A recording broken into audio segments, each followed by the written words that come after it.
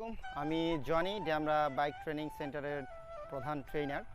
আজকে আমি একটা বিষয় নিয়ে আলোচনা করার জন্য সবাইকে, যারা নতুন বাইকার হতে যাচ্ছেন বা শিখতেছেন বা শিখে ফেলেছেন, তাদের জন্য আমি একটা মেসেজ দিব। সেটা হচ্ছে ব্রেকিংয়ের উপরে, যে আমরা টার্নিং করার সময় যে একটা ব্রেক করার প্রবণতা, এইটা দেখা যাচ্ছে যারা নতুন অবস্থায় বাইক চালানোর অনেক কিছু বুঝে না, তাদের জন্য এটা ক্ষতিকারক হয়ে দাঁড়ায়। তো এই জন্য আমি টার্নিংয়ে ব্রেক করার যে সমস্যাটা আমরা ফেস করি নতুন বাইকাররা, সেটা একটু এক্সপ্লেন করার চেষ্টা করবো এই ভিডিওর মাধ্যমে। সো ব্রেকটা হচ্ছে সম্পূর্ণ সবসময় আপনার গাড়িকে সোজা রেখে ব্রেক করতে হবে। আমি একটু আপনাদেরকে দেখাই। যেমন হচ্ছে, আমি যদি গাড়িটা চালানো অবস্থায় রাখি, ধরেন এই বাইকটা আমি চালাচ্ছি, এটা যদি আমি সোজাভাবে চালাই, যখন আমি সোজা যাচ্ছি, তখন রানিং অবস্থায় কোনো কারণে যদি আমার হ্যান্ডেলটা এরকম বাঁকা হয়, এই অবস্থায় আমি ব্রেক করব না। কারণ কি, এই অবস্থায় যখন আমি ব্রেক করব, তখন আমার স্পিডের যে একটা প্রেশার, সেই প্রেশারটা সাসপেনশন সহজে পায় না। যার কারণে আপনার ব্রেকটা দেখা গেছে যে যখনই আপনি প্রেস করবেন, তখন দেখা যাচ্ছে যে গতিটা সামনে সাসপেনশনে অ্যাবজর্ভ করতে না পেরে এটা এই সাইডে অথবা এই সাইডে পিছনের চাকাটা স্কি করে ফেলে। তো এইটা যেন না হয়, সেই জন্য আপনাকে সবসময় আপনার হ্যান্ডেলটা সোজা রেখে ব্রেক করতে হবে। এখন এটার একটা প্রবণতা হয়ে দাঁড়ায় যখন আমরা কোথাও টার্নিং করি, যেমন হচ্ছে আমাদের এলাকার ভিতরে হোক বা হচ্ছে যে পাহাড়ি রাস্তা অনেকভাবে টার্নিং করতে গিয়ে, ব্রেক করতে গিয়ে প্রবলেম ফেস করে। সো আমাদেরকে একটা জিনিস মাথায় রাখতে হবে, টার্নিং করতে গেলে আমার কিন্তু যে বাইকের চাকা আছে সেটা কিন্তু আমার বাঁকা হচ্ছে। তো ওই অবস্থায় যখন আপনি ব্রেক করবেন, আপনার চাকাও বাঁকা হচ্ছে, আপনার গাড়িটাও বাঁকা পজিশনে থাকে। ওই অবস্থায় যখনই আপনি ব্রেক করবেন, আমি আবারও মেনশন করছি, এটা শুধুমাত্র নতুন বাইকারদের জন্য। একজন এক্সপার্ট বাইকারের এই ধরনের প্রবলেম হয় না, কারণ তারা যে কোনো ধরনের সিচুয়েশনে নিজের মতো করে মডিফাই করে গাড়িটাকে কন্ট্রোল করতে পারে।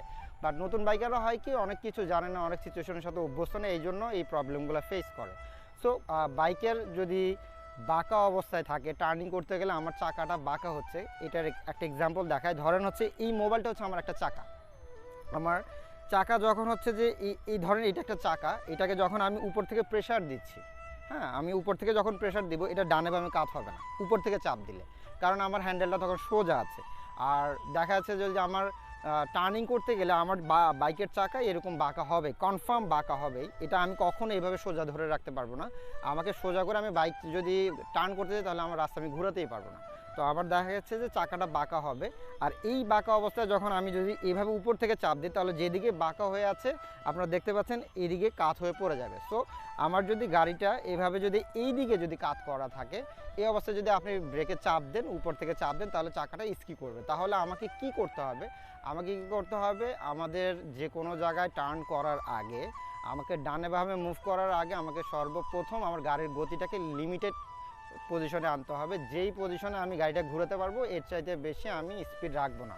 এর চাইতে বেশি স্পিড রাখলে দেখা গেছে যে আমার জন্য বাইকটাকে কন্ট্রোল করতে অসুবিধা হয়ে যায়। অনেক সময় হয় কি, আপনি হঠাৎ করে কোনো একটা ডিরেকশন নিচ্ছেন, যে ডানে বামে রোডে ঢুকার একটা ডিরেকশন নেন, তখন দেখা গেছে যে আপনি গাড়িটাকে ডানে বামে ঘোরানোর জন্য আপনি প্রস্তুত ছিলেন না।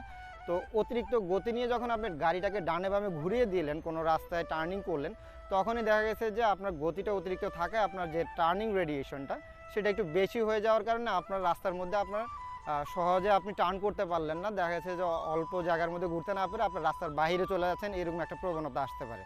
তো ওই অবস্থায় দেখা গেছে যে আপনি হঠাৎ করে হয়তো ব্রেক চাপ দিয়ে ধরে রাখতে পারেন।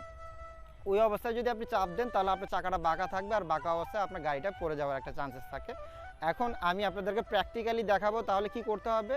আপনাকে সর্বপ্রথম ওই টার্নিংয়ের আগে যে পরিমাণ ব্রেক করার, ব্রেক করে নিতে হবে। গাড়িটাকে যতটুকু গতিতে ঘোরানো সম্ভব অতটুকু গতিতে এনে গাড়িটাকে ব্রেক করতে হবে। তো আমি এখন আপনাদেরকে একটা প্র্যাকটিক্যাল মাধ্যমে দেখাবো। আমার টার্নিংয়ের আগে আমাকে গাড়িটা যথেষ্ট পরিমাণে গতি কমিয়ে এনে তারপর আমার গাড়িটা ব্রেক করে, তারপর হচ্ছে আমি ডানে বামে গতি কমিয়ে তার ডানে বামে আমি গাড়ি ঘোরাবো। তো আমি এখন হচ্ছে আপনাদেরকে প্র্যাকটিক্যালি দেখাবো।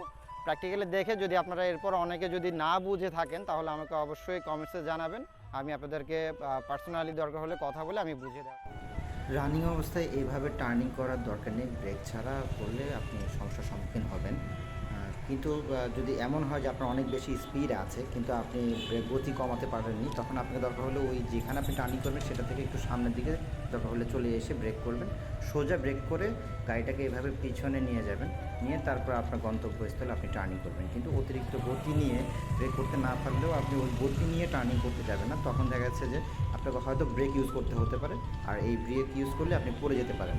তো এখানে দেখুন আমরা কিন্তু আরেকটা ভিডিও দেখাচ্ছি যেটার মাধ্যমে আপনি টার্নিং অবস্থায় ব্রেক করব। দেখেন আমার টেল লাইট পিছনে চলে আসে, তার মানে কি আমি যখন টার্নিং করছিলাম তখন আমার ব্রেকটা ইউজ হচ্ছিল। এটা করা যাবে না, এটা করলে প্রথমটা হচ্ছে যে গাড়িটা ব্যালেন্স করতে পারবেন না। এটার জন্য কী করতে হবে, আগে এসে কিছুটা গতি সোজা রেখে কমিয়ে নিতে হবে, তারপরে আমি গাড়িটা টার্নিং করব। তাহলে সেক্ষেত্রে আমার প্রবলেম হবে না, আমরা রিস্ক ফ্রি থাকতে পারবো। তো ভিডিও এই পর্যন্ত, সবাই ভালো থাকবেন, ধন্যবাদ, আসসালামু আলাইকুম।